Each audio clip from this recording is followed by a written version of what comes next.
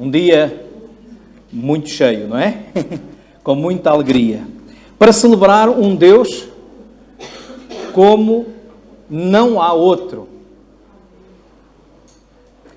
Não importa se as pessoas creem noutros deuses.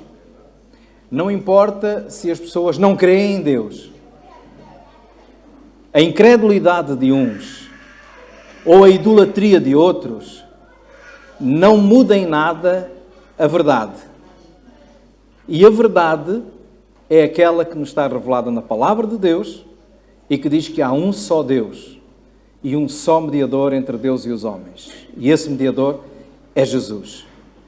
Nosso papel não é convencer as pessoas, é testemunhar do nosso Deus, é falar do nosso Deus.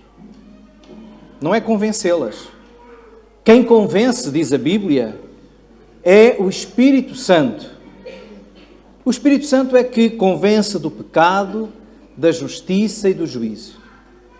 Quando alguém dá ouvidos ao Espírito de Deus, quando alguém dá ouvidos ao toque do Espírito Santo no seu coração e deixa que Deus preencha o vazio da sua vida, dê razão não apenas à vida, mas dê também um sentido à morte, porque Ele veio para nos dar vida eterna. E Ele garante que aquele que crê em mim, ainda que esteja morto, viverá. Aquele que confia em Deus, diz a palavra de Deus, até na morte tem esperança. Então, o nosso papel não é tanto convencer as pessoas, é testemunhar de Cristo, testemunhar deste Deus, Criador dos céus e da terra. E quanto mais a ciência avança, quanto mais o conhecimento científico se estende por este universo imenso, mais os cientistas honestos e sinceros começam a dizer: realmente tem de haver um Criador, tem de haver uma mão por detrás de tudo isto. A Bíblia revela-nos dizendo que Deus, no princípio, criou os céus e a terra. A Bíblia revela que estes céus manifestam a glória de Deus. Então, é deste Deus que estes jovens hoje deram testemunho, daquilo que Ele é e daquilo que Ele faz na sua vida, sobretudo da vida que eles encontraram em Cristo, o perdão dos seus pecados, porque todos somos pecadores, e a garantia da vida eterna, só em Jesus. Eu hoje gostaria de deixar apenas um pequeno pensamento que está no livro de Reis, no Velho Testamento, 2 de Reis, no capítulo 5. 2 de Reis, aqueles que têm a Bíblia e que quiserem abrir, ou que têm no smartphone a aplicação da Bíblia, podem abrir em 2 de Reis, no capítulo 5 e nos versículos 1 até ao versículo 7. Hoje, para quem esteve na Escola Bíblica Dominical, o Márcio falou e explicou que houve um tempo em que o reino de Israel, depois de Salomão, entrou num conflito entre os herdeiros ao trono, dividiu-se e a nação de Israel passou a estar dividida em dois reinos. Dividida no reino do norte, chamado Israel, e no reino do sul, chamado Judá. Capital no norte, Samaria, capital no sul, Jerusalém. E é neste período de reino dividido que o reino dividido é reino enfraquecido, não é?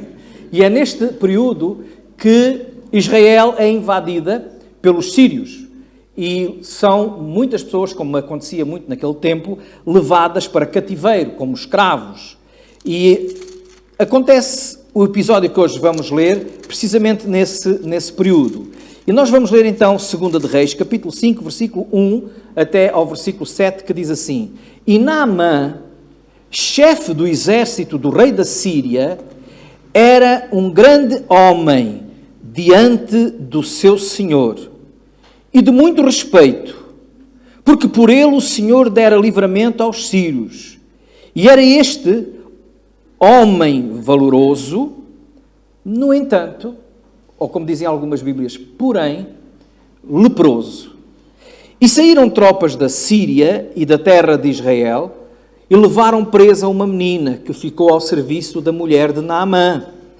E disse esta à sua senhora: tomara que o meu senhor estivesse diante do profeta que está em Samaria.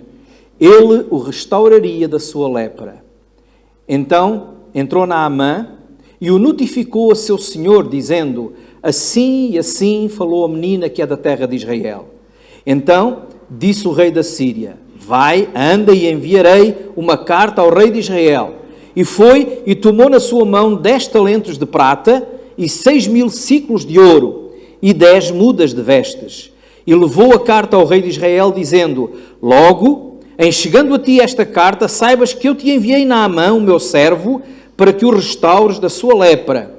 E sucedeu que, lendo o rei de Israel a carta, rasgou as suas vestes e disse: sou eu Deus para matar e para vivificar? Para que este envie a mim, para eu restaurar um homem da sua lepra? Pelo que deveras notai, peço-vos, e vede que ele busca ocasião contra mim. E sucedeu, porém, que ouvindo Eliseu, o homem de Deus, que o rei de Israel rasgara as suas vestes, mandou dizer ao rei: por que rasgaste as tuas vestes? Deixa ouvir a mim, e saberá que há profeta em Israel. Veio, pois, Naamã com os seus cavalos e com o seu carro e parou à porta da casa de Eliseu. Então Eliseu lhe mandou um mensageiro dizendo: vai e lava-te 7 vezes no Jordão, e a tua carne se tornará e ficarás purificado. Porém Naamã muito se indignou e se foi, dizendo: eis que eu dizia comigo, certamente ele sairá, pôr-se-á em pé e invocará o nome do Senhor seu Deus e passará a sua mão sobre o lugar e restaurará o leproso. Não são porventura Abana e Farpar, rios de Damasco, melhores do que todas as águas de Israel? Não poderia eu lavar neles e ficar purificado? E voltou-se e se foi com indignação. Então chegaram a ele os seus servos e lhe falaram e disseram: meu pai, se o profeta te dissesse alguma grande coisa, porventura não a farias?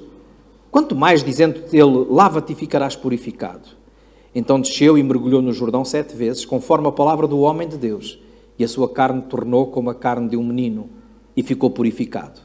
Então voltou ao homem de Deus, ele e toda a sua comitiva, e veio e pôs-se diante dele e disse: eis que tenho conhecido que em toda a terra não há Deus senão em Israel. Agora, pois, te peço que tomes uma bênção do teu servo.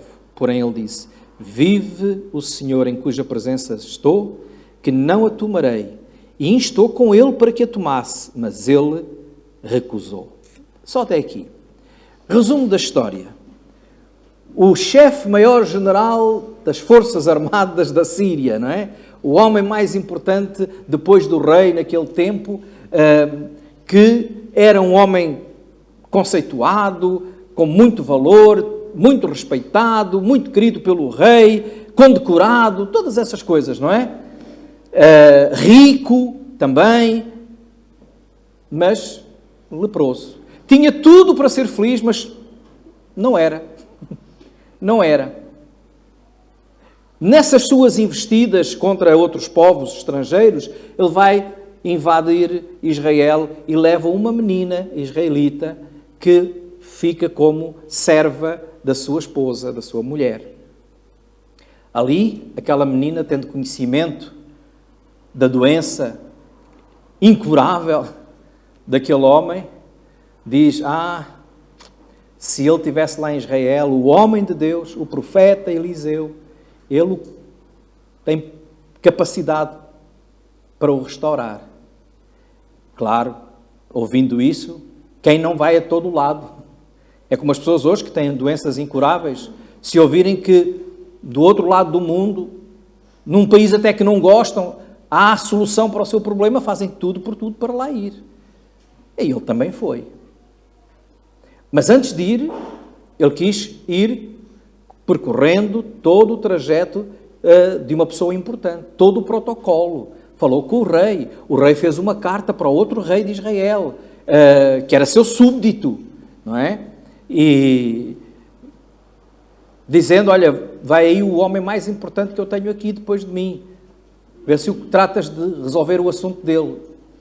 O rei ficou muito assustado. Mas quem sou eu para curar um doente? Isto é pretexto para vir e para me matar. O profeta Eliseu tinha sido o sucessor do profeta Elias. Disse, ele que venha ter comigo. E o Naamã, lá do alto do seu cavalo e da sua arrogância, ali chega. O Eliseu nem foi ter com ele, mandou um rapaz, vai lá, diz para ele ir ao rio Jordão e mergulha 7 vezes. Eu? Humilhar-me, aquelas águas poluídas do Jordão? Nem pensar.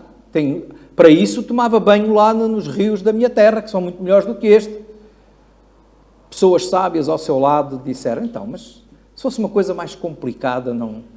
Não, eu achava que eu chegava aqui e ele vinha lá com todas as suas vestes e os seus rituais e fazia lá aqueles rituais e dançava e vinha com trombetas e outras coisas, como os pagãos normalmente faziam, para, assim, depois, impunha as mãos, não é? Benzia, fazia uma série de coisas e... Não, vai e lava-te no Jordão. Então, mas ele está-me a tratar a mim como uma coisa qualquer. Mas ouviu os conselhos e veio. Humilhou-se. Mergulhou 7 vezes. E no final, na 7ª vez, olhou, a lepra tinha desaparecido. Ou seja, os pedaços de carne e pele com chagas começaram a restaurar. Ele ficou com a pele como a pele de um menino. Aí ele quis pagar. Recebe uma bênção, toma lá, eu quero dar qualquer coisa. E o profeta disse, não quero nada. Não, mas não quer nada. Há muitas lições que nós podemos aprender aqui nesta lição. Hoje não podemos falar de todas. Começando pelo fim, eu quero dizer que as bênçãos de Deus não têm preço e não se pagam. Qualquer pessoa que busca ganhar dinheiro para transmitir a graça de Deus, não é servo de Deus. É servo de um outro Deus, que a Bíblia identifica como o Mamon, o Deus da riqueza, o Deus do dinheiro, o Deus dos bens materiais. As bênçãos de Deus não se compram. Muito menos a salvação se compra. O perdão dos nossos pecados não é pago com nada. Não há sacrifício, não há esmola, não há vida que qualquer um pense que tem que fazer isto e tem que fazer mais isto e mais aquilo, ir à igreja, dar dízimos, fazer... Não há nada que tu possas fazer pela salvação da tua alma. Porque a Bíblia diz que a salvação da nossa alma é de graça. O apóstolo Paulo escreve à igreja de Éfeso e diz, porque pela graça sois salvos. Graça quer dizer que não tem custo. Graça quer dizer que é um favor que nós recebemos e não merecemos. Porque pela graça sois salvos por meio da fé. E isto não vem de vós, é um dom de Deus. Não vem das obras, para que ninguém se glorie. Quer chegar ao céu e dizer assim, eu vou para o céu, então eu não faço mal a ninguém, eu até faço muito bem, eu sou uma boa pessoa. Todo aquele que acha que é uma boa pessoa já está a pecar. Porque a Bíblia diz que não há um justo, nem um sequer. Podes ser melhor que alguns, que são muito maus. Mas mesmo assim, és um pecador. És uma pecadora. Um só pecado mancha a santidade de Deus. Uma só mentira mancha a santidade de Deus, que Ele é a verdade.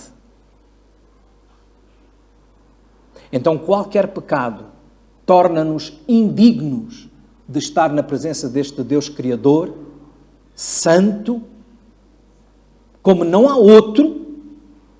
Por isso é que muitas vezes na Bíblia aparece a expressão santo, santo, santo, e é repetido 3 vezes, como não há outro. Um só pecado mancha esta santidade.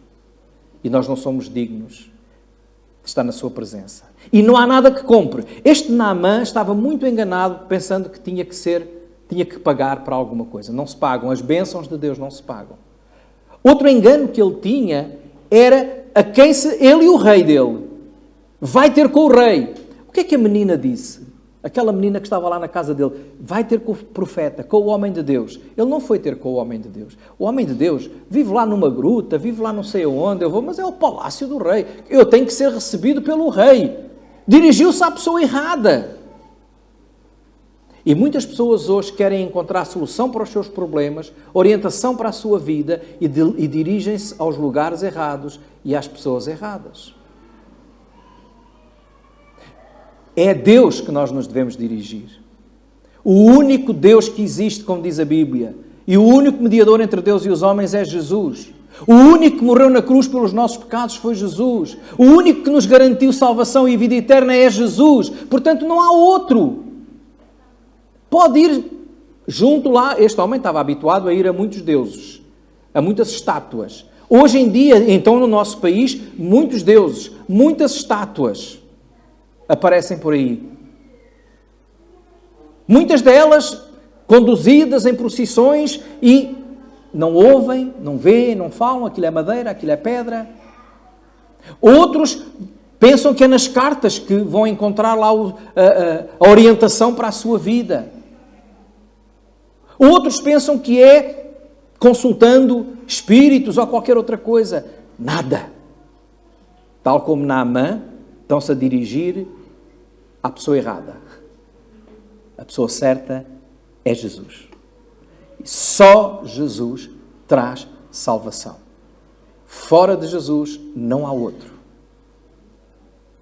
Alguns dizem, mas eu não sou religioso, mas procuram noutras coisas.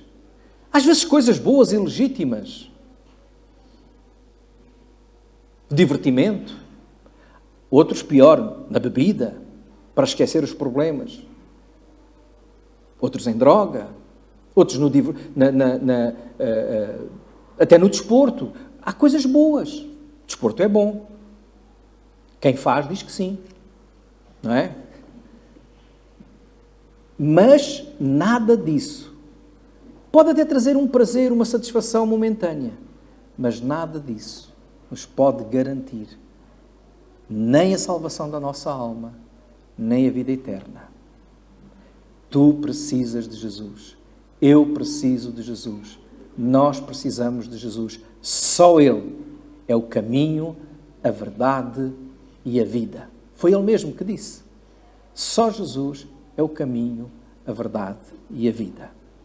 Então um homem que se dirige ao lugar errado, que se dirige à pessoa errada, que procura uma solução errada, um preço errado, estava todo errado. Não ouviu o que lhe tinham dito. Mas quando ele foi convencido a ouvir o que a menina tinha dito, ele encontrou a salvação, a limpeza do seu corpo. E quando nós ouvimos aquilo que o Espírito Santo nos diz, tu és pecador, Deus ama-te, Deus quer-te dar uma nova vida. Quando nós ouvimos aquilo que o Espírito fala aos nossos corações, então nós encontramos também limpeza para a nossa alma, para a nossa mente. Esperança eterna. Esperança eterna. Qual é a tua esperança? Eu sei que muitos jovens hoje dizem assim, não penso na morte. Pensa. Que há dias estava a falar e alguém dizia, eu não gosto de falar em morte. Pensa, porque a morte está aí. Nós não sabemos aonde, nem quando, nem como, mas está aí. Esta semana, alguém falava comigo, trocava mensagens, uma pessoa que há muitos anos que conhece, que já ouviu falar, os seus pais eram crentes, mas nunca quis pensar em Deus. Sempre disse que não acreditava em Deus. Uma pessoa é mais velha do que eu, talvez 1 ou 2 anos. Esta semana dizia, estou com medo. E eu perguntava, medo de quê? Estou com medo do que há de vir. E eu disse, então vamos conversar sobre esse medo, sobre esse vazio, porque só há uma pessoa que pode preencher esse vazio. Podemos viver a vida que não sabemos quanto tempo tem. Uns vivem 20 anos, outros vivem 15, outros vivem 18, outros vivem 90 e poucos, outros até passam dos 100, mas ninguém sabe quando é o dia em que estarás na presença de Deus para prestar contas da tua vida. Alguém te está a dizer hoje aqui, eu sou como aquela menina hoje, eu estou a dizer, há solução em Cristo Jesus. Ou acreditas e aceitas, ou não. Não sou eu que vou convencer. Aquele que acredita e aceita vai ver o resultado. E o resultado é aquilo que Deus dá. Vida e vida com abundância, com sentido, com propósito. O que não acredita e rejeita, continua. Dias piores virão. Não é dias melhores, dias piores virão.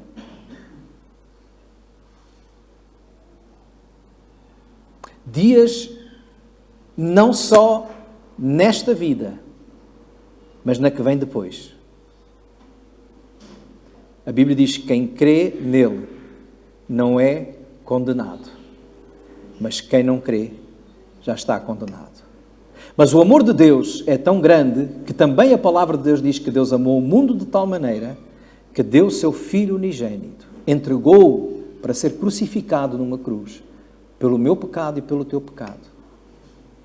Deus amou o mundo de tal maneira, e nesse mundo estava eu, estavas tu. Deus amou o mundo de tal maneira que deu o seu Filho unigênito para que todo aquele que nele crê não pereça, ou seja, não viva na morte eterna, no castigo eterno, mas tenha a vida eterna. Eu não estou aqui a querer convencer ninguém. Eu só estou aqui a dizer o que a Bíblia diz. Aquele homem ouviu o que a menina disse, mas não ligou. Foi fazer à maneira dele.